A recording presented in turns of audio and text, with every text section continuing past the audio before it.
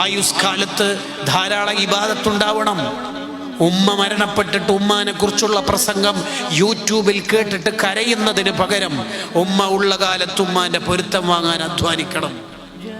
മരണത്തിൻ്റെ അന്ന് ലൗലാ അഖർതനി ഇലാ അജലിൻ ഖരീബ്, 2 ദിവസം കൂടി കിട്ടിയിരുന്നെങ്കിൽ എന്ന് ടെൻഷനാവുന്നതിൻ്റെ പകരം ഉള്ള കാലത്ത് അല്ലാഹുവിന് ഇബാദത്ത് ചെയ്ത് ജീവിക്കണം.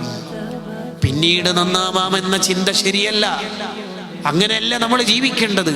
ജീവിതത്തിൽ അത്ര കണ്ടൊന്നും ചിരിക്കാത്ത, നരകം പേടിച്ച് ജീവിച്ച അബ്ദുല്ലാഹ് ഇബ്നു മുബാറക് റളിയല്ലാഹു അൻഹു വഫാത്തിൻ്റെ സമയത്ത് ചിരിക്കുന്നുണ്ട്.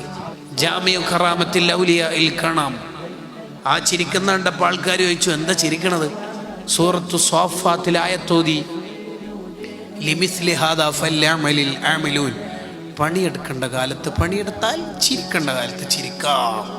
അല്ലാഹ് നീ നമുക്ക് തൗഫീഖ് ചെയ്യണേ.